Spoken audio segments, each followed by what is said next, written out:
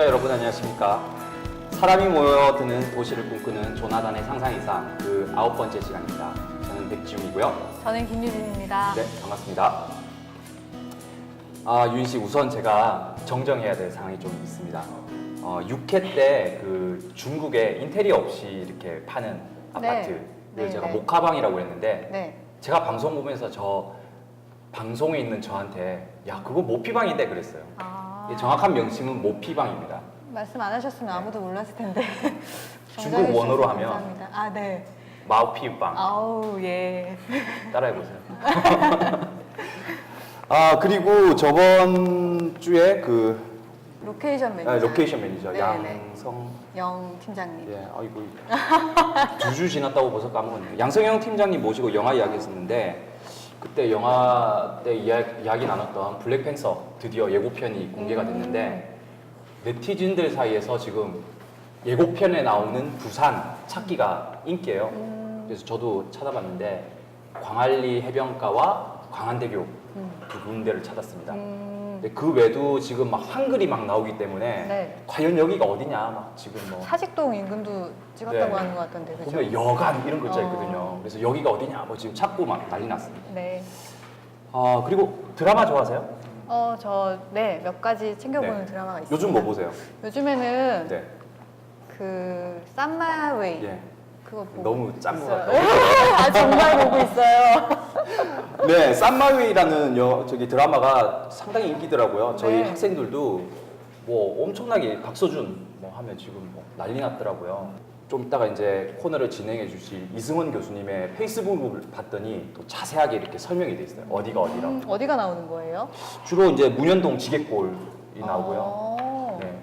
그리고 범천동의 호천마을. 그리고 저번 주에 소개시켜드렸던 비욘드 가라지가 나옵니다. 네, 그래서 혹시 이제 좀 관심 있게 이렇게 보시고 저기 예뻐 하는 데는 대부분 부산이에요. 남산 타워 보이는 거 빼고는. 네. 그래서 여러분들이 좀 찾아다녀 보시면 또 드라마를 더 재밌게 또 즐길 수 있지 않을까 생각이 듭니다. 그러면 또 첫 번째 코너 시작해야죠. 저희 첫 번째 코너 때문에 이런 거 알게 되고 좀 재밌는 것 같아요. 네. 소개를 해주시죠. 네, 오늘도 부산의 숨은 매력을 찾아 두 분과 떠납니다. 네. 까먹었죠? 네. 허니와 하셔야죠. 허니와 한이의 하프 굿풀. 오늘도 이승원 교수님과 양한희 대표님 나와 계십니다. 안녕하십니까? 안녕하세요. 교수님도 쌈마이웨이 보셨나요? 요즘 즐겨 보고 있는 드라마입니다. 저는 교수님 페이스북 보고 알았거든요. 와, 여기 부산이구나. 저도 되게 낯익은 공간이 나오는 거야. 네네. 설마 해서 찾아봤는데 네. 정말 비욘드 가라지하고 그 범천동하고 딱 나오더라고요. 코너 저희 진짜 우연찮게 딱딱 맞아 떨어지는 것 같은 느낌이 좀 드네요. 오늘 소개해 주실 곳은 교수님께서 특별히 착한 바이러스주의라는 또 제목을 붙이셨어요. 제가 이 제목 보고 상당히 궁금해 했는데 이게 무슨 의미인가요? 근데 지금까지 우리 그 소개한 공간들 보면 조금 그 상공간, 카페나 레스토랑 위주로 좀 많이 소개를 드렸는데 네네. 오늘은 상공간은 전혀 나오지 않고 그 착한 공간. 그래서 이 공간에 가시면 까딱 잘못하면 눈물을 흘릴지 모르는 눈물이요. 그런 특별한 공간이 있는데 송도 바닷가 가기 직전에 보시면요, 그 암남동이라고 하는 네네. 동네 천주교 복지시설인데 알로이시오 가족센터와 수곡마을 이 두 군데를 오늘 소개해드리려고 합니다. 알로이시오. 외국어라서 제가 발음이 좀 힘든데. 네. 네, 알로이시오는 신부님 성함이세요. 그런가요? 네. 알로이시오 신부님이 피난 이후에 이제 그렇게 혼자서 고아가 된 아이들을 많이 키우시면서 그 아이들을 위한 센터도 만드시고 또 수녀님들이 거기에서 엄마로 이렇게 활약을 하시면서 네네. 그 센터 자체가 되게 확장이 되었거든요. 그래서 되게 사실은 규모가 있는 기관이라고 보시면 될 것 같아요. 근데 네. 그 알로이시오에서 그 이름을 가지고 이제 그 신부님의 이름을 가지고 뭐 가족센터 또는 뭐 병원 그 주변의 학교까지 다양한 형태로 사업을 진행하고 있습니다. 1964년에 이 그 수녀회가 네네. 창설되었으니까 상당히 오래됐죠. 네. 오래됐고 그 당시만 해도 한국 전쟁 이후에 그 빈민이나 그 불우한 어린이들이 네. 많았는데 케어하고 봉사하기 위해서 이 수녀회를 창설했는데 이제는 규모가 엄청 커서 부산에서는 복지 시설로서는 가장 큰 것 같고요. 전국적으로 봐도 하나의 기관이 이렇게 큰 복지 공간을 운영하고 있는 데가 찾아보기 힘든 정도인데, 네네. 근데 많이 알려져 있지는 않은 것 같아요. 뭐 일반적으로 뭐 일반인들한테 가장 많이 알려져 있는 곳이 그 소년의 집, 네네. 네, 그렇죠. 그 우리 국가대표 하신 김병지 네네. 님께서 네, 맞아요. 그쪽에서 운동을 하셨다는 얘기가 있는데, 그뿐만 아니고 10여 개의 정말 다양한 그 시설들이 그 군락을 이루고 있는 곳이 있거든요. 네, 영화로도 나왔어요. 작년에 오마이 파파라고 하는 저 이미지 보시면 정말 가난한 아이들 그리고 부모가 없는 아이들에게 아버지가 되어주시고 또 수녀님들은 어머니가 되어주시고 그렇게 해서 지금까지 이 알로이시오 재단에서 운영하는 그 사업들이 최근에는 이제 해외로까지 많이 나가 있는 상황입니다. 네. 그래서 규모가 꽤 크고요. 그 아이들을 위한 시설을 처음 하다 보니까 뭐 중학교, 고등학교, 뭐 초등학교 이렇게 학교가 가장 기본으로 되어 있고요. 네. 그 아이들이 또 여자아이들, 남자아이들 또 어느 정도 구별이 필요해서 기숙사의 개념을 가지고 있는 이제 그 공간들을 남자, 여자 분리하면서 새로 만든 공간이 수국마을입니다. 네, 수국마을. 네. 먼저는 알로이시오 가족센터부터 조금 소개를 네, 드릴까 방금 하는데요. 예, 사진 나오는 이곳이죠. 예, 여기 그 보시는 건물인데 되게 세련되고 네. 예쁘게 생겼죠. 맞습니다. 근데 이 건물이 전체적으로 신축한 건물이 아니고 안팎으로 다 리모델링한 건물이고요. 아, 이 리모델링. 예, 이 건물 이름이 알로이시오 가족센터인데 네네. 이름 그대로 그 수녀의 가족들이 머무는 공간인데 1, 2층은 그야말로 이 공간에서 머물다가 네네. 고등학교 이상 되면은 이게 일종의 졸업하고 개인적인 독립을 할 수 있도록 시스템이 되어 있거든요. 엄마를 만나러 오는 친정집이죠. 네. 친정집에 왔을 때 엄마 수녀님 만나고 또 때로는 하룻밤 묵어갈 수 있는 그런 공간을 1, 2층에 만들어 놓고 있고요. 그다음에 3, 4층에는 몇 해 전에 아동복지법이라고 하는 것이 만들어져가지고 노수녀님들이 아이들하고 같이 이렇게 복지시설을 기거를 못하게 되어 있는가 봐요. 네. 그래서 은퇴한 수녀님들이 또 기거하실 공간이 따로 필요했기 때문에 원래 이 건물이 생활관으로 사용되던 건물인데 네네. 전체적으로 위층은 수녀님들, 아래층은 방문하는 가족들을 위해서 이런 착한 공간을 만들었다는 겁니다. 1층에는 원래 이렇게 대강당이 있었고 이렇게 뭔가 다 같이 체육 시설을 할 수 있는 공간으로도 다목적으로 쓰던 그런 건물이었었어요. 근데 이제 리모델링 하면서 저는 리모델링 된 건 이번에 처음 가서 봤는데 안에 공간들이 너무 세련되고 되게 따뜻하게 어딜 가나 채광이 잘 들어오게끔 예쁘게 되게 만들어져 있더라고요. 그 따뜻한 또 이 스토리가 또 하나가 더 있는 것이 네. 이 건물을 만들 때 이런 용도의 공간이 필요하다라고 하는 필요성에 따라서 이게 재원을 마련해야 되는데 은퇴한 수녀님들이 다 이게 또 퇴직금을 받나 봐요. 아, 네. 모든 퇴직금을 다 여기다가 기금을 하시고 물론 또 일부 외부 지원을 받기도 했지만 그런 모든 돈을 다 쏟아부어서 이 착한 건물을 만들었다고. 아, 네. 수녀님들이 졸업한 학생들을 열매라고 부르시더라고요. 열매요? 네, 열매. 네. 이제 씨앗이 자라서 열매가 돼서 이제 아이들이 독립을 한다고 그렇게 네. 표현을 하는데 제가 가니까 이제 저보고 열매냐고 물어보시는 거예요. 네, 이제 혹시나 이 아이 여기에서 교육을 받은 아이인가 열매냐 이렇게 되게 물어보시는데 그 어감이 너무 좋은 거예요. 네. 그냥 어머 어떻게 방문하셨어요 이런 게 아니고 어머 우리 열매세요 이렇게 물어보는데 그 느낌이 되게 신선하고 또 좋았어요. 기본적으로 참 따뜻해요. 공간에 저도 네. 여러 번 가봤는데 가볼 때마다 이게 뭐 내치는 분위기가 아니고 사실은 이게 복지 공간이고 수녀회고 하면 되게 이게 폐쇄적인 공간일 수 네네네. 있는데 언제 가더라도 이거를 환영하고 일반인에 대해서도 적극적으로 얘기를 해주시면 또 필요에 따라서는 이게 가이드까지 해주시는 이런 공간이 있거든요.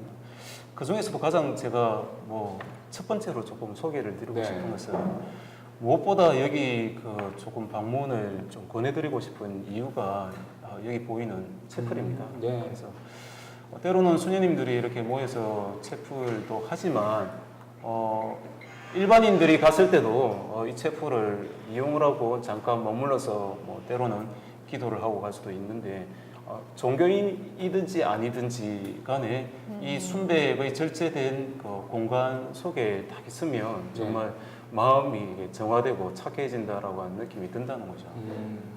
게다가 또 교수님께서 여기가 리모델링 된 공간이라고 하니까 네. 이해가 안 되는 거예요. 일반적인 저희 이제 리모델링을 봐오던 네.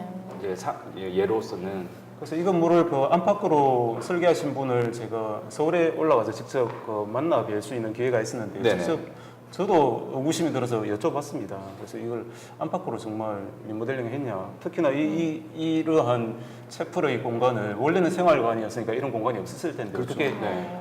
만드셨느냐 물어보니 실제로 이게 두 개 층을 만들기 위해서 중간에 있는 슬라브 그러니까 우리가 발을 딛는 네네. 콘크리트 슬라브도 다 철거를 해내고 심지어는 중간에 보와 기둥까지 다 철거를 해내고 네. 거기서 뭐 무너지지 않도록 하기 위해서 위쪽에서 오히려 크게 이제 그 구조적인 기둥과 볼을 덧대었다고 하시더라고요. 어. 그러면서 저 상단에서부터 이렇게 반원으로 흘러내려오는 저 네. 천장과 뒤쪽과 사이드에서 이렇게 떨어지는 자연 채광이 주는 네네. 느낌이 이 공간이 사람에게 감사하는 느낌이 확연하게 네네. 된다는 거죠. 그 리모델링 하면서 나온 재료들도 이제 뭐 콘크리트라든지 바닥이 원래 생활관이니까 옛날 그런 뭐 나무 바닥인 경우도 있고 네. 막 그 콘크리트인 경우도 있고 조금씩 다르더라고요. 네. 근데 그런 바닥들을 그대로 살려두셨어요. 요즘 얘기로는 리사이클링. 네. 네, 그렇죠. 네, 리사이클링, 업사이클링해서 되게 그런 것들을 구석구석에다가 잘 배치를 다시 하셨더라고요. 네. 그래서 바닥에 있었던 나무, 옛날 왜 어릴 때 진짜 추억의 교실 바닥 같은 그런 나무들을 벽에다가 인테리어로 이렇게 놔두시고 뭐 문으로 해놓으시고 심지어는 이 공간 바깥에 아이들 평상으로까지 만들어가지고 늘 이제 그런 재료들, 익숙한 재료들을 보면서 생활할 수 있게 만들어 두셨더라고요. 뭐 이렇게까지 평해서 조금 그렇긴 해도 제가 알기로는 부산에 있는 그 리모델링에 의한 건물 중에서는 네네. 정말 안팎으로 정말 그 큰 덩어리부터 아주 디테일한 부분까지 디자인의 손길이 참 잘 미친 좋은 결과물이라고 네. 봐지고 이 사진 보시면 2층에 있는 기도실인데 네. 우리 한옥 같은 자그마한 기도실인데 이 문을 쫙 열면 안쪽 아까 얘기했던 채플이 또다시 보이는 거예요. 아, 네. 기도를 하면서 채플을 또 볼 수도 있고 네. 그다음 2층에 또 다른 공간을 소개를 드리면 오랜만에 온 이 가족들이 잠깐 머물다 갈 수 있도록 2층에 세 군데인가 네 군데 정도 그 게스트하우스처럼 방을 따로 두고 있습니다. 네. 그래서 하룻밤 묵으면서 또 엄마 손님들하고 얘기하고 갈 수 있도록 만들어 놓고 있고요. 또 한 가지 재밌는 방이 재밌기보다는 상당히 의미 있는 공간이 있습니다. 네. 이 게스트하우스 맨 끝방에 신부의 방이라고 하는 신부의 방이 있는데 한희 씨도 가보셨죠? 네, 네. 그 알로이시오 신부님이 네. 머무시던 방을 그대로 재현해 놓은 공간인데요. 네. 공간이 되게 신비로운 게 늘 이렇게 저 작은 구멍, 이렇게 창이 있는데 저 창을 통해서 이렇게 앉으면 밑에 아, 채플이 네. 보이는 구조예요. 그래서 되게 특이하네요. 소박하게 사셨던 네. 그 공간을 잘 표현을 해놓은 데다가 그것도 의자에 지금 앉아 약간 있으면 그 스토리텔링이 있는 게 보이는 네. 거죠. 네. 그 신부님이 계실 때 저 네. 공간을 저렇게 만든 것은 사실 아니고 네. 신부님이 타계하시기 직전에 루게릭병으로 조금 앓고 계셨는데 그 앓으시는 동안에 그 성단에서 재단에서 이게 그 사제들과 이렇게 사람들이 같이 예배드리는 모습을 항상 보고 싶다라고 하는 말을 많이 했대요. 근데 그 말을 건축가가 캐치를 하고 네. 그 신부님이 보신 건 아니지만 그 마음을 상징적으로 저런 공간을 만들어서 방문하는 사람들이 저 재단을 이렇게 볼 수 있도록 의미화시킨 공간도 있더라고요. 진짜 너무 소박하게 사셨다는 게 막 눈에 보일 정도로 네. 정말 오래된 물건들과 딱 필요한 좀 책상 하나, 뭐 등 하나 뭐 이런 식으로 너무 정말 절제된 어떤 삶을 사셨더라고요. 네. 그래서 뭐 옷이나 이런 것들도 굉장히 오랫동안 그 사용하신 물품들을 쭉 전시해 놓은 공간들이 또 1층에 있었거든요. 그래서 뭐 운동화라든지 이런 생활 소품들도 이렇게 비치가 되어 있었는데 정말 굉장히 검소하셨고 이런 또 아이들을 사랑하는 마음들이 그냥 그런 옷이나 이런 사소한 소품에도 막 느껴지는 그런 좀 감동이 있었었어요. 건축가의 또 하나의 재밌는 디자인 요소 중에 하나는 네네. 저 방금 그 환희 씨 말씀하신 그 약간의 전시 공간이거든요. 네. 그래서 여러 전시물을 볼 수 있는데 저 공간을 또 약간 가변적으로 만들어 놨어요. 그래서 보시는 사진처럼 커튼이 있는 그 벽도 있고 어떤 벽은 슬라이딩 도어로 되어 있어서 그 저 문을 스르륵 열면은 네. 안쪽 공간이 이렇게 확장이 되는 거죠. 그래서 자그맣게 이렇게 접견실 기능도 하지만 전체를 다 확장을 해서 열면 많은 사람들이 피아노 중심적으로 모여서 약간 공연의 공간도 되는 재밌는 디자인을 해놨더라고요. 아니 일반인도 뭐 저기 방문이 가능한가요? 네, 그럼요. 저 1층에 이제 카페가 있어요. 그 카페가 되게 공간이 집 같은 또 건물 안에 집이 있는 것 같은 느낌을 주거든요. 네. 그래서 이제 그 안에 저런 식으로 사실 되게 답답해 보일 수 있는데 네. 층고가 또 이렇게 구별이 되어 있어가지고 하나도 답답한 마음이 들지 않고 되게 어머 신기하다 뭔가 좀 그런 아이들 텐트 같은 거 쳐놓고 노는 것처럼 네. 좀 별개로 구별되어 있는데 또 따뜻한 느낌을 주고 이게 독립적인 형태가 되다 보니까 카페에서 음료를 가지고 와서 또 이렇게 좀 정말 별도로 둘이서만 시간을 가지고 싶을 때는 그런 공간으로도 또 활용이 가능한 것들이었어요. 그러니까 제가 조금 우려를 했던 것이 환희 씨가 저기 안에 체프를 보고 나오시면서 살짝 눈물이 찡긋. 나 미리 그 주의하라고 말씀을 드렸었어야 했는데, 그러니까 이게 그 공간이 가진 힘인 것 같아요. 네.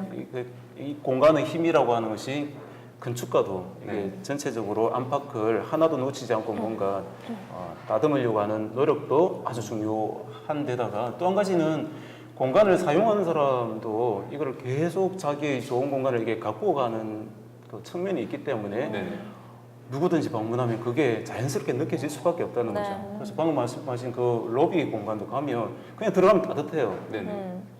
아기자기한 부분들이 많이 있고 또 밖으로 나오면 앞마당을 정원을 얼마나 예쁘게 꾸미시는지 옹기종기 나무들이 있고 제철에 맞는 그쵸. 꽃도 꾸미시고 하는 지금 또 수국이 한창 예쁠 때라서 네. 수국을 엄청 잘 갖고 계시더라고요. 손이 정말 많이 가실 텐데 아예 그 정원이 구석구석 정말 따로따로 다 개성 있는 하나의 어떤 예쁜 정말 뭐 이렇게 공간들이 이렇게 약간 잘 어우러지는 형태였었어요. 네.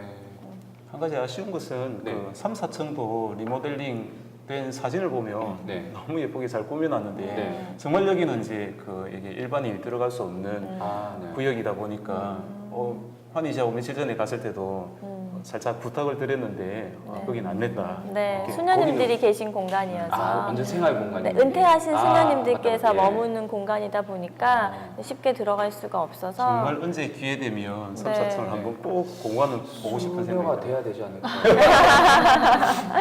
네. 저도 천주교 저희 집안이 천주교 신자인데 제가 본 성당 중에서는 가장 예쁜 것 같아요. 네, 화려하지 않아도 네. 이렇게 감동을 줄 수 있는. 되게 신기했어요. 저는 이제 그 채플실에 이렇게 성당 안에 미사 드리는 공간에 이렇게 살짝 들어가 봤는데 뭔가 되게 이렇게 감동적인 거예요, 진짜. 네. 그래서 너무 신기하게 그 공간이 주는 느낌이 어머 되게 감동적이다 이러면서 약간 눈물이 진짜 찔끔 나더라고요. 네. 그래서 깜짝 놀래가지고 어머 되게 이게 한번 정말 가보셔야지 그 느낌을 아실 수 있을 것 네. 같아요. 네. 저도 가봐야겠네요.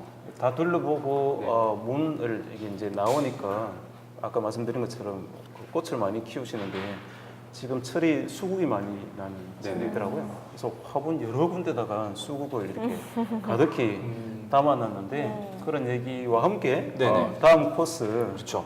네. 알로이시오 가족센터에서 뭐 도보로 한 2, 3분 올라가면 이 같은 구역에 있는 건물인데요. 네. 수국마을이라고 하는 것도 같이 한번 소개를 드리겠습니다. 네. 수국마을은 수국이 많아서 수국마을인가요? 그렇진 않고요. 네. 나무 숫자를 씁니다. 나무 숫자요? 네, 건물이 이렇게 동이 다 나무로 심어놨어요. 동 네. 앞에다가. 그래서 네. 어디는 뭐 사과나무, 어디는 뭐 배나무 막 이런 식으로 나무 이름을 붙여가지고 뭐 어디는 감나무 이렇게 나무들이 사는 나라 이렇게 해가지고 아, 수국마을. 국자는 나라 국자군요. 네네. 그 나무에서 이제 열매가 열리는 거네요. 그렇죠. 아하, 네. 그래서 아까 예쁘다. 열매냐고 그쵸. 물어보셨구나. 네네. 그래서 여기 보시면 감나무, 석류나무, 자두나무, 대추나무 이렇게 나무들마다 다 그 앞에 또 상징적으로 심겨져 있고요. 네네. 이 건물에 복층 구조로 되어 있는데 약간 이 경사진 지역이 있다 보니까 위쪽은 이제 밑에가 다용도실이고 위에가 침실이고요. 네. 그래서 아무래도 쉽게 사람들이 들어갈 수 있는 이렇게 골목을 인접하고 있는 데는 다용도적인 공간으로 쓰고 좀 프라이빗한 공간을 위로 뺐고요. 아래쪽 건물은 이제 아래쪽이 바로 이제 아래쪽으로 봤을 때는 윗공간이 되는 거죠. 여기가 이제 공용 공간이 되고 밑에 1층을 아예 프라이빗한 공간으로 아이들이 숙소로 쓸 수 있는 공간으로 좀 배치를 해서 중간에 이 가운데 길을 중심으로 양쪽으로 다 이렇게 공용 공간으로 배치가 되어 있더라고요. 네. 되게 마을 재미있었어요. 같아요. 네, 진짜 진짜 마을 네, 같아요. 마을이에요. 근데 이 건물도 약간 그 만들어지는 과정의 어떤 스토리를 말씀을 드리면 네. 이 건물은 리모델링은 아니고 네. 그 기존에 있는 건물을 완전히 그러네요. 허물고 네. 새롭게 신축을 한 건물인데요. 원래 건물은 일종의 기숙사와 같은 아이들의 생활관이었거든요. 기숙사이다 보니까 관리가 사감 선생님이 있고 또 아이들이 각 방마다 들어가고 필요할 때 뭐 그 음식을 이렇게 제공해주고 하는 그야말로 기숙사였는데 그렇게 관리를 하지 말고 이게 자립할 수 있는 그 생활관으로 만들었으면 좋겠다라고 하는 신부님 수녀님들의 의견을 듣고 또 역시 건축가가 거기에 가장 맞는 그 4동의 건물 그리고 집은 8채의 그 집을 한 마을처럼 이렇게 꾸미는 장면. 사진 보시면 2개의 기존 건물과 새 건물이 딱 비교가 네네, 되죠. 그러네요. 그야말로 기숙사에서 네. 마을을 하나 만들어 네. 놓는 정말 기적 같은 디자인을 했다는 거죠. 저렇게 바뀌니까 주변 환경도 달라진 것처럼 보여요. 네. 한 가지 내부 공간에 대한 특징을 말씀드리면 약간 그 건축적인 용어이긴 한데요. 공간 자체가 스키플로어로 되어 있습니다. 네네. 층이 반층씩 올라가도록 되어 있기 때문에 사진에서 보시는 것처럼 다 같이 모이는 거실 공간, 또 반층 위에 보면은 부엌과 식당 공간이 있고 그 사이에 스탠드처럼 이렇게 그 아이들이 앉아서 책 읽을 수 있는 공간, 네. 또 오른쪽 편에 그 방들이 한 3개층 정도 네. 아까 환희 씨 얘기한 것처럼 이게 경사지를 이용해서 3개층을 만들어 놨는데 그 3개층에도 이게 다 같이 모이는 공용 공간을 이게 볼 수도 있고 또 그 안에도 자기들끼리 수직적으로 이게 무한히 이렇게 내려다 볼 수 있도록 아주 뻥 뚫려서 이 안에서도 소통을 할 수 있는 다양한 디자인적인 어떤 요소들이 반영되어 있더라고요. 네. 아니 확실히 그 공간이 인간이 이렇게 성장하는 특히 아동이라든지 청소년기에 그런 정서나 삶에 큰 영향을 미치는 것 같아요. 네, 이런 네. 것들을 보면 네. 아까 뭐 기존의 기숙사 같은 경우는 사실은 거의 뭐 군대식 아닙니까? 군대의 그런 규율 어떤 네. 감시를 딱딱하죠. 위한 네. 네, 효율을 위한 그런 그래서 공간이죠. 교수님 말씀하신 것처럼 여기 실제로 진짜 가보면 네네. 이 아이들이 너무 밝아요. 네네. 진짜 예상치 못할 정도로 더 이상의 우리가 일반적으로 청소년들을 보는 것보다 훨씬 더 밝아. 네. 그래서 모르는 사람인데 안녕하세요 인사도 하고 또 자기들끼리도 335 모여서 놀기도 하고 사랑채 같은 데서 이렇게 얘기도 하는데 너무 진짜 이게 새로운 커뮤니티가 만들어졌다는 느낌이 들더라고요. 그리고 좀 특이한 것이 이 주변에 좀 착한 공간들이 많지 않습니까? 네, 착한 신기하게. 공간이요? 네, 이 네. 주변에 또 유명한 또 신부님이 한 분 계신데요. 네. 마리아 수녀회 재단은 아니고 네. 이제 그 이태석 신부님이라고 근처에 아, 송도 네. 성당이라고 하는 곳이 있어요. 그 성당 밑에 이태석 신부님. 유명하시죠? 이태석 네네, 신부님. 톤즈라 네, 울지마 톤즈라고 톤즈. 하는 네, 영화에서 이제 나오셨던 분이신데 네. 이분이 거의 뭐 살아있는 슈바이처라고 그렇죠. 이렇게 불릴 만큼 굉장히 이 수단이라고 하는 나라에서 좋은 일을 많이 하셨는데 그 이태석 신부님이 생가가 그 송도 밑에 있어요. 송도 성당 밑에. 그래서 그 생가를 요새 복원을 해가지고 방문할 수 있도록 이렇게 전시관으로 꾸며놨는데요. 요 주변에 이제 이렇게 알로이시오처럼 따뜻한 마음을 가진 분들이 많이 계셨다는 네, 그런 이야기를 좀 드리고 싶네요. 고신대학병원에도 아, 네. 근처에 또 송도에 고신대학교라고 병원이 있어요. 네네. 그 고신대학교 보건병원이 있는 그 꼭대기에 이제 고신대학을 처음에 그러니까 고신대학교 의과대학을 창립하신 장기려 박사님의 예. 마지막까지 사시던 공간이 그 송도 보건병원 꼭대기에 있습니다. 근데 그 공간도 사실 이렇게 그냥 갔을 땐 들어가 볼 수는 없어요. 네. 근데 굉장히 아담한 그 작은 옥탑방에 네. 장기려 박사님이 마지막 돌아가시기 전까지 생활을 하셨던 그런 모습들을 그대로 남겨놓고 있습니다. 저는 오늘 방송하면서 울컥 지금 2번 했어요. 울컥. 이울컥했습니다. 네, 눈물 바이러스가 있네요, 정말. 네, 오늘도 좋은 공간 소개해 주셔서 감사합니다. 네, 다음 주에 또 뵙겠습니다. 고맙습니다. 네. 감사합니다. 네, 이번 코너 조나단의 이상한 상상 시간입니다. 유진 씨, 네. 또 이상한 상상 시원하게 한번 읽어주세요. 네. 안녕하세요. 조나단입니다. 집을 나서다 보니 도로 가운데에 버스 전용 차로와 정류장을 만들고 있더라고요. 출퇴근 시간에 차가 많이 밀리니까 대중교통을 이용하시는 분들이 빨리 갈 수 있도록 하는 방법으로 만들어진 듯합니다. 처음에는 인도 바로 옆 차선에 만들더니 이제는 도로 한가운데 섬처럼 만들더라고요. 이미 서울시하고 있는 시스템이기도 하죠. 그런데 조금 이상한 점이 있습니다. 차선이 여러 개 있을 때에는 중앙선에서부터 1차선, 2차선, 3차선이라고 부르면 1차선이 속도가 가장 빠른 차선이 아닌가요? 차 종류에 따라서 차선을 지정할 때도 1차선은 가장 빨리 달릴 수 있는 승용차, 2차선은 승합차, 3차선은 화물차 등으로 지정하고 있기도 하고요. 그런데 중앙선 쪽, 즉 속도가 가장 빠른 차선 옆에 버스 정류장을 만들면 속도가 느려야 할 버스, 그리고 사용자들은 위험에 노출되는 것이 아닌가 해서요. 그래서 드는 생각이 부산은 서울을 너무 무작정 따라하기만 하는 게 아닐까입니다. 부산에 적합한 시스템인가를 고민하기보다는 서울에서 하니까, 그리고 외국에서 하니까 모두 그냥 가져다 쓰는 듯해요. 예쁜 부분만 골라서 성형하면 이상한 얼굴이 되는 거 아시죠? 네. 도로가 좁은 부산에서는 오히려 먼저 버스의 노선을 정리하는 것이 어떨까 생각해 봅니다. 내가 사는 곳에서 부산역까지 모든 버스가 한 번에 가는 것이 아니라 통행량이 많은 주요 간선도로를 자주 지나가는 노선의 버스를 만들고 주요 지점에서 거주지를 연결하는 버스가 있는 마을버스 개념처럼 말이죠. 이렇게 주요 노선을 지나가는 버스를 쉽게 갈아탈 수 있는 시스템을 만드는 것이 사용자를 위해서 더 낫지 않을까요? 그리고 대중이 이용하는 버스는 조금 더 공공의 개념으로 운영되었으면 좋겠습니다. 라고 보내놨습니다. 오늘은 지리아드가 아니네요. 네, 그러긴 한데 그래도 질문이 네. 엄청 명확하지는 않네요. 유진 씨는 어떻게 생각하세요? 저도 좀 깜짝 놀란 게 서울에서는 그런 버스 정류장을 본 적이 있어요. 네. 그 도로 가운데 섬처럼 만들어진. 네. 전 그게 좀 이상하다고 생각했거든요. 중앙 버스 전용 차로제라고 그러죠. 네. 그러면 몸이 좀 불편하시거나 노인분들께서는 버스를 타시려면 그 대로를 건너가셔야 되잖아요. 그렇죠. 그게 더 불편하고 위험한 것 같은데 왜 그렇게 하는지 저도 좀 이상하다고 생각한 적은 있었어요. 그렇죠. 부산은 이제 해운대 지역에 이번에 생겼죠. 네.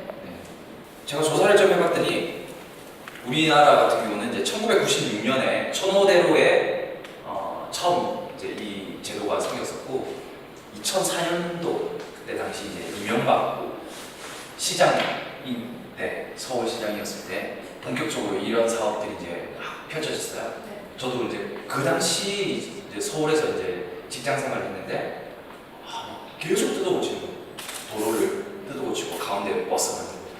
근데 서울도 초기에는 되게 이게 저거 했어요. 뭐 혼잡스럽고 이해도 안 되고 사람들이 막 잘못해서 버스 정차로로 들어가고 막 그런 적이 되게 많거든요. 우선은 만들어진 어떤 계기는 그 차량이 워낙 많아지다 보니까 버스의 속도가 떨어진다고 그러죠. 그러더니 사람들이 이제 지하철만큼의 속도가 안 나오니까 버스의 이용률이 떨어지고 네. 그러다 보니까 버스의 이용률을 높이기 위해서 뭔가 대책이 필요하다. 그래서 그때 당시에 이런 계획을 세우셨던 분들이 해외 사례를 많이 참고를 하셨을 거예요. 그리고 뭐 해외 사례 뭐 이야기가 나왔는데 대표적인 게 이제 브라질에 있는 구리찌가라는 네. 도시의 네. 교통 네. 체계라든지 이런 게 막 네. 나오죠. 좀 따라한다라는 것도 좀 이해가 돼요, 그렇죠? 선진 사례라고 네. 해서 따라하는 네. 거죠. 좀 그런 게 있죠. 적어도 뭐 실패는 하지 않으니까 최상은 아니지만 뭐 그런 게 좀 네. 있지 않을까. 근데 저는 네. 그러면 차라리 조나단도 얘기를 했지만 네. 이런 뭐라고 해야 되지? 좀 그런 거 있잖아요. 요금제나 네. 아니면 해외여행 가보면 그 1일권도 있고 15일권도 있고 30일권도 있는데 이걸 하나를 사면 버스부터 기차까지도 다 탈 수 있고 네. 이런 게 되게 잘 돼 있잖아요. 네. 근데 이런 것도 좀 따라했으면 좋겠어요. 우리나라는 이런 상품들이 이렇게 네. 다양하게 많이 나와 있진 않은 것 같더라고요. 그러고 보니까 그런 나라들의 교통체계가 네. 대부분 시가 소유하고 있거나 국가가 소유하고 있는 경우가 되게 많거든요. 네, 근데 우리나라는 이런 교통체계가 그죠. 아주 민간화되어 있기 때문에 그렇게 엮어주는 뭔가 체계가 잘 안 만들어진다는 느낌도 좀 드네요. 그래서 요금도 비싼 것 같고요. 그죠? 네. 그리고 아까 그 조나단의 의견처럼 우선은 좀 버스 노선의 개편이 좀 필요하지 않을까라는 생각이 들어요. 네, 근데 이제 아까도 말씀드렸지만 이게 민간화되어 있다 보니까 이제 뭐라 해야 되죠? 이게 경제적인 부분에서 분명히 이제 트러블이 생기겠죠. 그런 것들이 뭐 노선이 없어진다든지 정리된다거나 하면 고민이 많이 되는 질문입니다. 말이 좀 많이 나왔네요. 여러분들이 가진 생각을 한번 들어보고 싶은데요. 항상 끝이 지금 이런 식으로 되는데 의견을 잘 안 주세요. 네. 의견을 안 주셔도 되니까 네. 한번 주변 분들하고 한번 이야기를 한번 나눠봤으면 네, 좋겠어요. 우리가 버스가 좀 더 효율적으로 사용이 되려면 어떤 식의 개선점이 있어야 되겠다라는 것들이 이야기가 좀 많이 돼야 되지 않을까라는 생각이 듭니다. 저는 버스도 참 매력적인 교통수단이거든요. 특히 삼곡도로 네. 김미수 손민수 단장님께서 삼곡도로 한번 쫙 보려면 버스를 타라. 네. 그런 것처럼 네. 버스도 참 매력적인 수단이니까 여러분께서 어떤 개선점들이 좀 있었으면 좋겠다라는 의견을 한번 많이 나눠보시는 게 좋을 것 같습니다. 네. 다음 코너로 넘어가죠. 네. 네. 네, 이번 시간 상상 이상 토크 시간입니다. 네, 오늘은 부산대학교 건축학부의 우신구 교수님과 윤준환 작가님 모시고 이야기 나눠보도록 하겠습니다.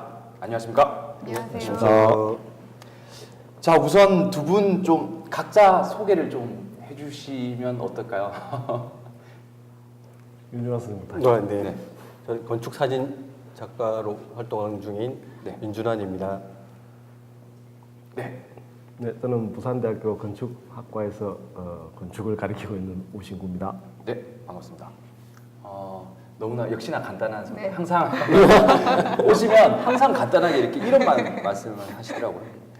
우선은 제가 여쭤보고 싶은 게 명칭, 그러니까 호칭을 작가라는 단어가 편하신가요?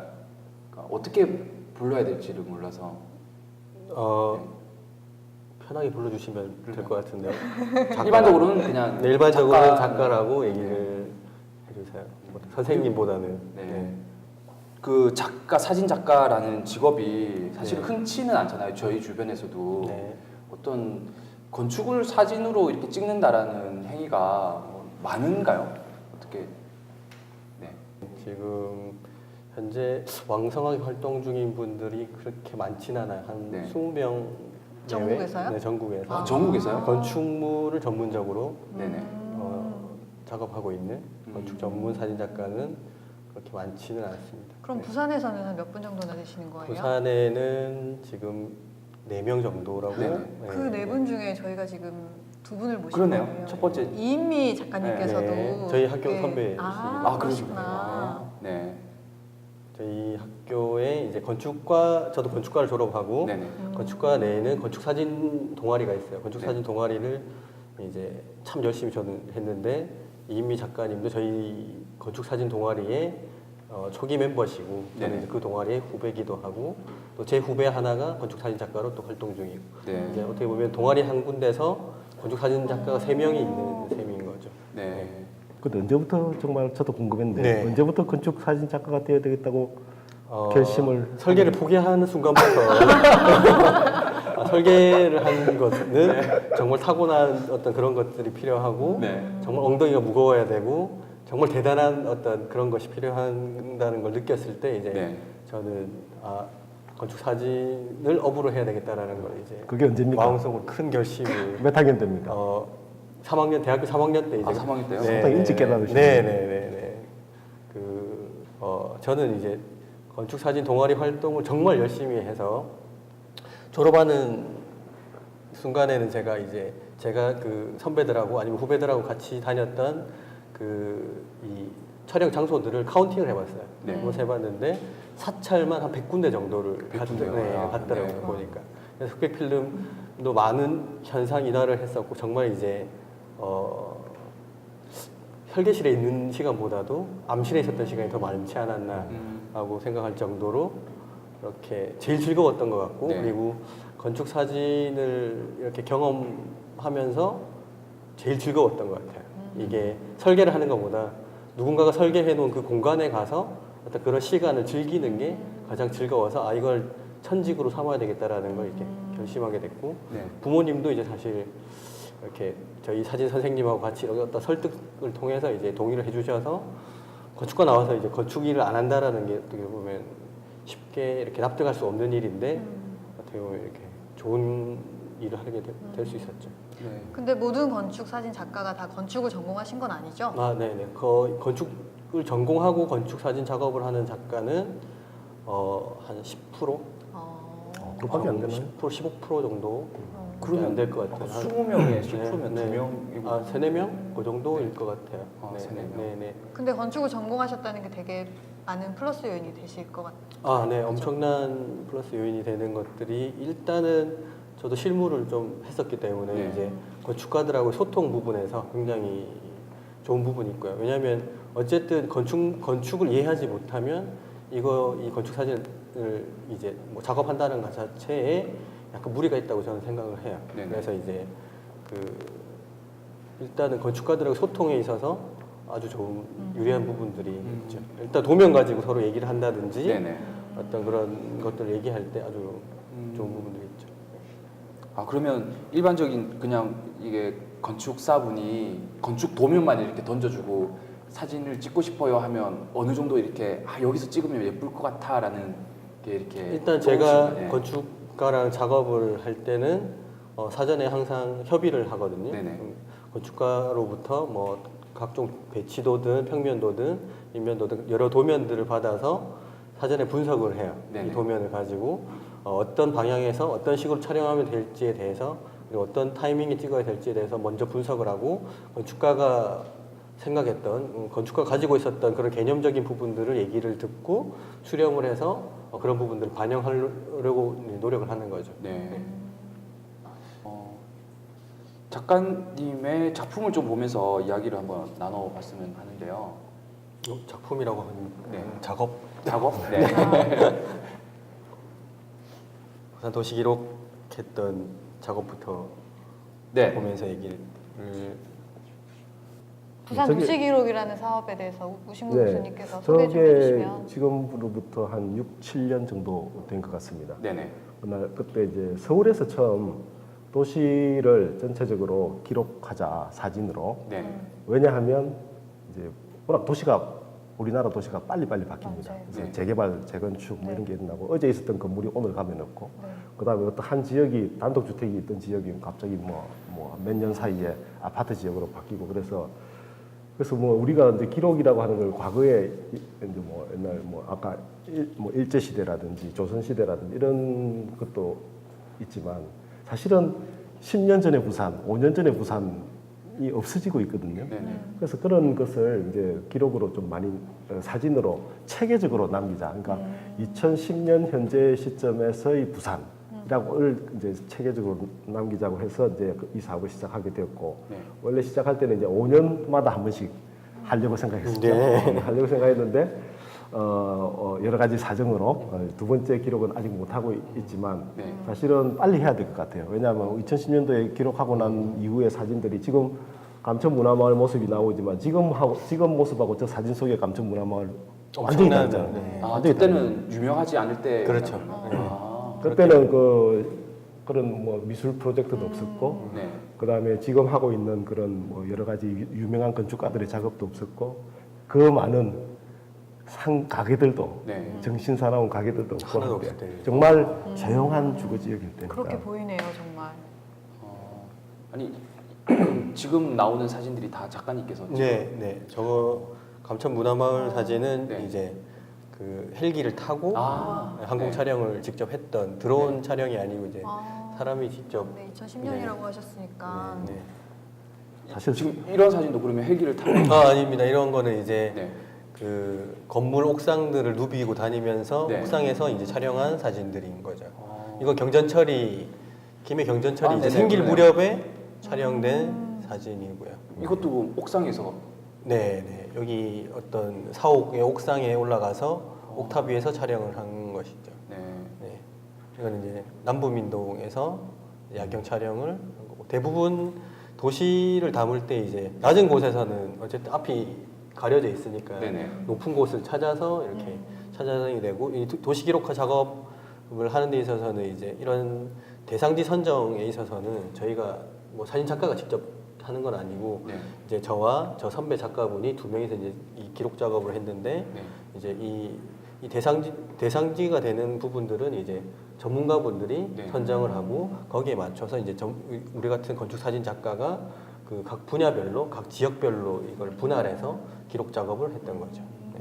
그 전문가분 중 한 분이 우신구 네. 교수님이신 거죠? 네. 총괄 책임자시죠. 그러면 사실은 그 당시에 이제 부산의 과거, 그다음에 부산의 이제 전체적인 모습을 이제 구조로 해서 했고, 그다음에 또 하나는 이제 좀 디테일 실제 도시 공간 속으로 들어가서 실제 사람들이 사는 모습. 네. 그 중에는 아마 지금 그 달맞이 곡에 있는 그 힐스테이트 위브 같은 그런 네. 아파트의 그전 그 AID 아파트일 때, 그 AID 아파트의 마지막 모습도 그때 아마 같이 네. 담았었고요. 그래서 그런 생활의 모습도 있었고, 그래서 이제 도시를 전체적인 부분부터 이제 차츰차츰 들어가면서 이제 사람이 사는 모습까지를 전체적으로 전반적으로 다 가능하면 다 담으려고 노력을 그럼 했었는데, 대략적으로 몇 군데 정도의 몇 장 정도의 사진이 지금 기록이 되어 있는 건가요? 장수로는 지금 기억이 잘 나지 않는데 이제 16개 구군을 네. 두 명의 작가가 네. 두 개의 구만 중복해서 구가 좀 넓어서 네네. 중복해 두 개로 두 군데로 분할해서 촬영을 진행을 했었죠. 네. 한 2년 약 2년 2년이요? 네, 네. 2년 가까이 작업을 했었던 헬리콥터도 3번인가? 두번 타고, 두번 거의 생사를 네. 넘어가는. 네, 해안선 촬영을 전부 하기 위해서 이제 배를 타고 해안선을 이제 동쪽 끝에서 네. 서쪽 끝까지 배를 타고 촬영하기도 하고 헬기를 타고 이제 뭐 동쪽 부분 이제 김해공항 쪽은 이제 네. 비행장이 있어서 이제 거기는 촬영하기가 이제 네, 네, 쉽지 않아서 네. 네, 그 거기를 제외한 김해공항을 네. 빙 둘러갔죠. 아. 한참 동안 그 비행 노선은 항로를 우회해서 그래서 김해 평야까지도 그때 네, 찍었어요. 네, 네. 그리고 건물의 옥상에 올라가기 위해서는 이제 어쨌든 다 그 옥상이 잠겨 있다든지 네네. 어떤 그런 관리사무소의 어떤 허가를 받아야 되기 때문에 네. 그래서 그 시의 어떤 그런 공문을 아예 그 아이디 카드처럼 만들어 가지고 다녔어요. 그래서 어디 건물 옥상에 올라가서 찍어야 될 필요가 있을 경우에는 네. 관리사무소 가서 이런 목적으로 우리가 촬영을 합니다라고 이제 허락을 구하고 옥상에 올라가서 촬영을 하는 거죠. 아까 건축 사진가들은 되게 담이 커야 되거든요. 그 옥상에 그 높은 난간 위에서 거기에 삼각대를 세워놓고 네. 윤정환 선생님 찍는데 뒤에서 내가 보다가 간이 졸여서 그 다음부터 안 따라다니겠습니다. 보험 들어져 있습니까? 그러게요. 거의 이거 작업할 때 거의 부산의 네. 높은 빌딩들을 거의 다 올라갔던 것 같아요. 네. 보험사에서 별로 안 좋아할 것 같아요. 네, 헬리포트들은 다 다녔던 것 같아요. 헬리포트가 있는 높은 빌딩들은 많이 다녔어요. 대체적으로 협조적인가요? 뭐 이렇게 옥상을 좀 보겠다고 그러니까 옥상에서 사진을 찍겠다고 그러면 그냥 가면 협조해주지는 않습니다. 네. 그냥 가서는 잘 협조를 해주지 않고 어떤 목적이나 어떤 관에 어떤 그런 협조 공문이 있어야지 네. 이제 그 옥상을 개방을 해주고 옥상에서 어떤 불미스러운 일이 일어날지 모르기 때문에 그렇죠. 이제 네. 그런 것 때문에 옥상은 잘 개방해주지는 않아요. 네. 아니 또 뭐 이렇게 기록화 작업하시면서 또 뭐 기억나시는 에피소드가 있으신가요? 그때 어디입니까? 저 헬리콥터를 타고 가는데 영도 저쪽을 갔다가 이렇게 오는데 네. 갑자기 기류가 네. 밑에서 확 올라오는 바람에 헬리콥터가 툭 떨어지는데 그래서 이거 그거 하는 거 아닌가 생각했는데 근데 역시 그 사진 하시는 분들이 담이 크시다. 그럼 사진 찍으러 가시면 이제 교수님도 같이 그때 같이 아. 탔었어요. 헬기는 뒤에 타서 옥상에도 그럼 교수님이 올라가시고요? 일단은 그 촬영의 대상이 되는 곳을 또 네. 얘기를 해주셔야 되니까 우리가 미리 항로를 정하고 촬영을 하긴 했지만 네. 교수님이 이제 뒤에서 이렇게 진두지휘를 하셨었죠. 이제 잘 안 들리긴 하지만 저희는 이제 헬기가 만약 이렇게 막 기류 위에서 약간 뭐 이런 약간 이 자유낙하 같은 이런 현상을 보일 때 이제 저희는 사실 앞에 조종하시는 분들 표정을 봤어요. 이렇게 일어나는 거 보니까 그분들이 아주 안정된 표정을 하고 계셔서 이 정도면 괜찮은 것 같다라고 이렇게 안심을 했던 거죠. 네. 사실 탈 때 각서를 쓰고 타거든요. 혹시나 무슨 일이 생겨도 책임 묻지 않게 타라고. 게다가 이제 그 사진을 찍고 나면 그 다 군사 네. 그 기무사 네. 군대 기무사에 가서 그 사진을 다 검사를 받아야 돼요. 아, 혹시 기밀. 군 기밀이 촬영되지 않았나 해서 네네. 그래서 이제 검사도 꽤 오랜 시간 동안 검사도 받고 뭐 그런 그래서 혹시 에피소드가 삭제될 수도 있습니다. 네, 네, 그 군사 시설이 네, 이렇게 뭐 조금 조금 걸리거나 뭐 조금이라도 어떤 그런 문제 소지가 있으면 네. 거기서 바로 삭제를 하게 됩니다. 쉽지 않던가요? 지금도 항공 촬영은 네. 도심지든 왜든 항공 촬영을 할 때 드론으로 항공 촬영을 할 때도 그런 그 군 관계자분이 대동을 하세요. 나오셔가지고 실제로 그 사진 촬영하는 것들을 다 감독을 해요. 네. 아니 그렇게 해서 삭제되면 원본까지도 다 삭제가 되는 건가요? 그 부분은 여기서 다 얘기합니다. 몇 가지 팁이 있지만 다 알려줄 수는 없어요. 아니 이런 그 기록화된 사진을 뭐좀 보고 싶으면 어디서 볼 수 있나요? 뭐 출판이 그게 되는 건가요? 아니 출판이 그 부산시 홈페이지 안에 네. 그 부산시 도시기록화 사업 ABCD라고 하는 그 네네. 사이트가 있습니다. 그래서 네. 거기에 들어가면 우리가 이제 그거를 웹사이트에 그 웹사이트를 구축을 했죠. 네. 그래서 사진 찍은 장소, 그다음에 검색도 키워드로 검색을 할 수 있고 네. 대상으로 검색할 수도 있고 사진 찍은 장소로 검색할 수도 있어서 그 웹사이트에서 거의 대부분의 사진들이 그리고 이제 공공적인 목적으로 이용하는 것은 거의 공짜로 제공되고 네. 있고 단지 이제 상업적인 목적으로 하는 것만 수수료를 받도록 되어 있습니다. 제가 좀 더 덧붙여서 말씀드리면 네. 그 사진들을 지금 저희 부산국제건축문화재에서 관리를 하고 있거든요. 그래요? 네. 네, 그래서 부산국제건축문화재 홈페이지 들어오셔도 그 사진들 다 보실 수 있고 네. 사용하고 싶으시면 신청서 작성하시는 네. 그 서식도 있으니까 그거 읽어보시고 신청해 주시면 아까 교수님 말씀하셨다시피 공공적인 목적이면 무료로 사용이 가능하고요. 네. 그 외의 용도는 또 이제 저희랑 협의를 하실 수가 있습니다. 어느 정도 뭐 해상도나 이런 것까지 뭐 가능한가요? 해상도는 네.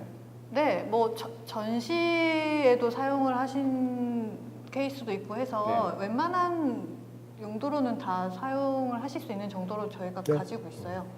그러니까 일단 상업적인 뭐 광고라든지 네. 뭐 그걸 가지고 어떤 개인의 사익을 추구하는 이런 거 외에는 다 할 수 있는 것 같습니다. 아니 교수님께서 아까 다시 또 이런 작업들이 한 번 더 있었으면 좋겠다. 저는 한 번 더가 아니라 정기적으로 계속해서, 네. 정기적으로 5년이면 5년, 뭐 10년이면 10년 네. 이런 정기적으로 부산 사진이 촬영이 돼야 될 것 같다. 그래야 어떤 장소가 계속 변화해가는 모습들을 네. 잊어버리지 않을 수 있고, 그렇죠. 그다음에 또 이제 과거의 모습들이 사실 필요할 때가 또 있거든요. 네네. 예, 그런 이제 도시는 어떻게 보면 자꾸 우리나라 도시들은 왜 자꾸 재개발 재건축하면서 약간 좀 기억 상실증에 걸린 도시 같잖아요. 네네. 그런 기억들이 좀 남아 있어야 네. 나는 누구, 여기는 어디 이걸 알 수 있으니까 그런 건 좀 아니 요즘 인터넷 상황에서는 그런 외국에서 그런 사진 되게 유행하거든요. 어렸을 때 찍었던 사진 포즈 그대로 맞아요. 옷이라든지 네. 이런 거 그대로 있고 네, 어른이 네, 다시 네. 찍고. 네. 사실 장소나 공간, 우리가 어릴 때 자랐던 그 장소가 사실 우리 정체성이잖아요. 네네. 우리 초등학교의 그 운동장, 그게 우리 정체성이고, 내가 살았던 집, 그 다음에 뭐 우리가 같이 소풍 갔던 장소, 뭐 데이트했던 곳, 뭐 처대를 나왔던 곳, 네네. 병원, 뭐 이런 것들이 다 우리 정체성의 일부인데 그게 자꾸 없어지면 사실 정체성을 상실하는 거니까 아까워요. 네. 다시 하게 되면 또 작가님께서 또 같은 옥상에 또 한번 올라가셔야 되겠네요. 혈기왕성한 젊은 작가들이 당연히 해야 될 것 같습니다. 아 그리고 이제는 헬기는 안 타셔도 되겠네요. 네, 다 헬기. 드론으로 촬영이 가능하죠 이제는. 드론으로 촬영하는 건 한계가 있어요. 아. 드론은 배터리의 그 시간에 한계가 있어서 아, 네. 드론은 이제 드론으로 찍을 수 있는 범위는 아주 한정적이에요. 아. 드론이 이제 모든 걸 다룰 수는 없고 네네. 실제로 만약에 항공 촬영이 필요할 경우에는 헬기를 타는 게 훨씬 큰 범위를 촬영할 수 있는 네네. 거죠. 네. 아직까지 들어도 비행 시간이 짧아서 네네. 그래서 한계가 있는 것 같습니다. 아니 작가님 같은 경우는 그 박물관 특히 또 그 사진이라든지 이런 것도 기록화를 또 하신 걸로 알고 있는데. 네. 네네. 그 2014년에 이제 국립중앙박물관을 그 재기록하는 네네. 이제 그 중앙박물관이 이제 10주년 네. 이제 용산의 박물관이 이제 그걸 그 기념해서 건축을 재기록하는 어떤 그런 계기가 있어서 저한테 이제 기회가 주어져서 네. 이제 그 중앙박물관을 그 촬영을 하게 됐었고 그 이후에 이제 2015년 메르스가 있을 때였죠. 네. 아, 그러네요. 한참 그럴 때네요. 네, 네. 메르스가 있을 무렵에 전국의 12개 네. 지방에 있는 그 박물관, 지방에 있는 국립박물관들을 전체를 다 기록하게 됐었죠. 그래서 이제 네. 그 국립중앙박물관에서 지방에 있는 박물관들을 전체 홍보하는 어떤 그런 공간을 만들었는데 네. 지방의 박물관들의 이미지가 이제 건축에 대한 이미지들이 좀 약한 나머지 네네. 건축 전문 작가를 이제 섭외를 하게 됐고 그래서 제가 이제 어떤 그런 걸 계기로 해서 이제 그 지방에 있는 12개의 박물관을 작업을 하게 됐었죠. 지방에 이제 있는- 제주도에 있는 박물관부터 춘천에 있는 강원 춘천에 있는 박물관까지 작업을 다 했었죠. 12개 안에 부산도 들어가는. 부산은 시립박물관이라서 빠져 있어요. 아, 그런가요? 국립이 국립이 아니- 없나요? 네, 국립이 없어요. 아, 네, 아. 진주, 네네. 그다음에 나주, 네네. 광주, 전주, 네. 뭐 공주, 네, 그런 대구도 그렇고 청주 네. 이런 식으로 이제 지방 12개 박물관이 있습니다. 부산에 왜 국립이 없죠? 부산은 제가 볼 때는 네. 그 큰 왕조나 네. 또 수도였거나 네. 옛날 어떤 왕국의 수도였거나 이런 적이 별로 없어서 뭐 예를 들어 부여다 네. 뭐 이런 데는 뭐 옛날에 백제나 이런 데 수도였고 네. 부산은 사실은 부산은 굉장히 젊은 도시잖아요. 네네. 개항 이후에 1876년 이후에 큰 도시가 됐기 때문에 역사 유적지는 아마 선사시대 유적지하고 그다음에 조선시대 임진왜란 전후한 유적지 네. 그다음에 일제강점기 네. 이후에 그런 거라서 아마 아직까지 국립으로 할 만한 건 아직까지 많지는 않은 것 같습니다. 그럼 작가님께서 다녀보신 그 12개, 서울까지 포함하면 그럼 13개인가요? 그렇죠. 중앙박물관까지 네. 하면은 13개 중에 네. 가장 가보니까 가장 멋있더라. 중앙박물관은 빼고요. 네. 으뜸이라고 하기는 그렇지만 이제 즐거웠던 곳은 제주박물관이 또 재밌었던 제주박물관이요? 네, 제주박물관이 재밌었던 것 같아요. 제주박물관은 이제 전체를 제주도에는 높은 건물이 없어서 네네. 그 박물관 전체를 담을 수 있는 어떤 높은 포인트가 없었어요. 그래서 크레인 장비를 빌려가지고 네.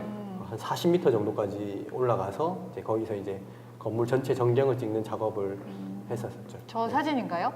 네, 맞습니다. 아. 네. 아, 저는 왜 제주도 박물관 가본 기억이 없죠? 저도요. 좀 낯선데. 항상 제주도는 최근에 지어진 건 아니죠? 아니 최근에 지어진 건 그렇죠? 꽤 됐었고 그리고 이번에 또 내부 리모델링을 새로 해서 더 볼만하다고 아니, 얘기를 교수님 들었어요. 가보셨습니까? 안 가봤습니다. 제주국립박물관은 누가 설계했죠? 설계자는 제가 잘 모르겠어요. 아니 제주도는 약간 전체적으로 보면 약간 제주도의 초가집을 많이 닮았네요. 왕조의 수도인 적도 없었는데 제주도는 제주도는 독특하네요. 그 문화적으로 되게 독특한 문화유산들이 많아서 아마 네네. 그럴 수 있을 것 같은데. 그리고 경주박물관을 촬영할 때 네네. 저희 가족들을 데리고 갔었어요. 네네. 가족들을 데리고 가서 제가 이제 뭐 이 아. 전경을 찍기 위해서 이제 뭐 박물관에서 애들이 이제 하루 종일 이제 애 엄마랑 같이 이렇게 뭐 박물관에서 놀고 이제 제가 어디 지붕 위에 이렇게 올라가는 순간이 있었는데 네네. 어, 저 지붕 위를요. 저거보다 더 높은 반대쪽 지붕 아, 위에 네. 저 사진 올라가- 찍기 위해서. 저 사진은 네. 아니에요. 다른 사진을 아, 찍기 네네. 위해서 간 적이 있었는데 이제 애가 굉장히 위험한 가족이 있는 데서 그런 가족들의 걱정을 자꾸 아빠가 이렇게 험한 일을 한다 뭐 이런 걸 보여주는 거는. 근데 사람이 많아서 사진 찍기 좀 어려웠을 것 같은데요. 오히려 지금 여기에서의 그 당시의 요구 사항은 네. 사람이 많은 모습을 찍어 달라 했는데 네. 근데 사람이 많이 재밌었던 건 안 나왔는데요? 뭐냐면 메르스 때문에 아. 사람이 없었던 거죠. 아. 네, 메르스 때문에 사람이 너무 없어서 조금 네. 그래서 아니, 저런 사진 찍을 때는 사람이 있는 게 좋은가요? 없는 게 좋은가요? 작가님 개인적으로는. 적당히 있는 게 좋은 겁니다. 네. 네, 너무 많이 있으면 사실은 해외 건축 사진들을 보면 사람들이 막 이렇게 있어도 네. 아주 이렇게 볼만한 경우들이 있는데 국내에서 찍다 보면 어떤 문제가 있냐면 우리나라 분들은 등산복을 너무 좋아하세요. 네. 등산복을 너무 좋아해서 빨간 등산복. 전 세계 등산복들이 너무 많이 출연을 하는 네. 거예요. 그래서 건물의 어떤 그런 그 색깔이나 이런 것들이 많이 이렇게 시선을 뺏기는 네, 거예요. 시선이 네. 등산복 입은 분들한테 많이 가기 때문에 네. 아주 곤란한 경우들이 있고 지금 보여지는 저기는 광주 박물관 사진인데 와. 저기 있는 아이들은 다 섭외해서 이렇게 아, 그런가요? 저기서 조금 놀게 만들었던 거죠. 어쩔 수 없이. 네. 그렇군요. 저기는 어디예요? 저기는 대구 박물관인데 공간 건축의 돌아가신 이제 고 장세양 선생이 아, 네네. 설계하신 정상 저 당시에 천창을 저런 식으로 아까 그 아트리움을 이런 식으로 설계했다라는 게 굉장히 대단하다고. 근데 지금 안타까운 거는 저 천창으로 인해서 너무 뜨겁다는 거죠. 네, 그 당시에는 열 차단하는 어떤 그런 것들에 대한 게 이제 약해서 지금은 저기다가 이렇게 위에 뭔가 천막을 더 씌워놨더라고요. 안타깝게도. 네. 장세양 선생님 건물이 좀 덥죠. 공간 건축도 그렇고. 네, 그렇죠. 김해 박물관도 장세양 대표님 맞습니다. 하시는 네. 아니 교수님께서는 좀 다녀보신 박물관 중에 여기는 참 건축적으로 괜찮더라. 저는 사실 김해 박물관이 되게 좋다고 생각해요. 아, 네. 왜냐하면은 그 김해 박물관은 이제 가야를 주제로 했는데 가야가 네. 철기 시대 철기 문화가 발전했잖아요. 네네. 그래서 김해 박물관도 그 철 외관 재료가 철인데 네네. 약간 이제 녹슨 듯한 그런 네. 철인데 처음엔 되게 좋았었는데 재료가 약간 문제가 있었는지 갈수록 약간 조금 이상해지긴 했지만 굉장히 좀 뭐랄까 김해 박물관은 입구가 제일 뒤에 있어요. 네네. 그 벽을 따라서 맨 뒤로 가서 입구로 들어갔다가 한참 돌면 맨 앞으로 나와요. 그러니까 굉장히 그 동선 순서가 네네. 거꾸로 되어 있어서 네. 이게 마치 이런 거죠. 역사를 거꾸로 갔다가 다시 이렇게 돌아와서 현재로 다시 돌아온다. 나온다. 이런 느낌을 주는 것 같더라고요. 그래서 굉장히 강력해요. 그 설계 컨셉이. 그렇게 또 듣고 나니까 가봤던 공간인데도 네. 지금 전 사진을 그렇구나라고. 보니까 네. 다시 가봐야겠다는 생각이 들어요. 그러네요. 박물관 작가님 사진 한번 네. 들고 다녀봐야 돼요. 저렇게 보여지지 않습니다. 건물도 못 찾을 수도 있어요. 작가님 건물도 사진빨을 봤나요? 사진빨 네. 받는 건물이 있죠. 사진빨 받는 네. 있고 그리고 그 사진빨 받는 건물이 꼭 사람한테 편리하다라는 보장은 없어요. 네. 꼭 그 사람한테 뭐 편리한 것보다는 어떤 건물은 복도를 한 50m 왔다 갔다 해야지 2층으로 올라갈 수 있는 건물이 있다든지 그런 건 사진상에는 굉장히 멋있을 수 있긴 하지만 실제 사용에 있어서는 굉장히 불편함을 초래하는 거죠. 굉장히 이제 뭐 비정형의 건물들은 사진 이미지상에는 좋긴 하지만 실제로 시공상에 굉장히 난이도가 높기도 하고 네. 실제로 사용상의 불편도 실제로 제가 제일 마지막에 후작업으로 이제 가서 기록 작업을 하는 거기 때문에 건물에 대한 불평들을 제가 제일 많이 들어요. 가면은 네. 건축 관리하시는 분, 건축주라든지 그런 분들의 뭔가 불만 사항들과 이런 것들을 제가 촬영하는 옆에 서가지고 계속 얘기하세요. 네. 근데 이제 어떻게 보면은 제가 한 가지 뭐 건축가를 평가한다고 하면은 조금 그렇긴 하지만 제가 마지막에 찍는 순간 건축주나 건축 관리하는 분들이 와 우리 건축가 대단하다 네. 이런 얘기를 들으면 그분은 정말 위대해 보일 수가 없어요. 네. 하지만 정말 불만을 많이 얘기할 때 제가 이걸 어떻게 대처해야 되나 이런 상황들이 좀 종종 있긴 근데 하죠. 제가 생각할 때 그렇게 아주 건축가에 감사하는 건축주는 그렇게 많지 않을 것 같은데. 100명에 2명 정도. 네, 100명에 2명 정도. 왜냐하면 건축가들은 네. 사진에 잘 찍히는 건물을 좋아해요. 아, 네. 사람이 살기 편한 것보다 일단 사진이 잘 찍혀요. 그거는 다음 시간에 얘기하기로 하죠. 아, 그럴까요? 절묘하게 끊으시는데요. 네. 정말 보조 MC가 많군요. 교수님 오늘 보조 MC로 사실은 모셨는데 알겠습니다. 말이 나온 김에 이번 주는 여기까지 이야기를 나누는 걸로 하고요. 시간이 정말 이렇게 빨리 네, 너무 빨리 가서 깜짝 놀랐어요. 사실 조금 걱정했던 방송이었는데 네네. 지금까지 중에 제일 재밌었던 것 같습니다. 솔직히. 그러면 저희는 또 다음 주에 두 분을 모시고 또 못했던 이야기를 또 나눠보도록 하겠습니다. 네. 어디 가시지 마시고요. 네. 여기 좀 있으시면 됩니다. 네. 네, 다음 주에 뵙겠습니다. 네. 자, 여러분하고도 다음 주에 또 저 인사했는데 방금. 네. 저는 좀, 아, 네, 네. 알겠습니다. 여러분하고도 다음 주에 또 뵙는 걸로 약속을 하고 네. 다시 다음 주에 또 찾아뵙도록 하겠습니다. 네, 다음 주까지 저희 다음 주까지 안녕. 안녕.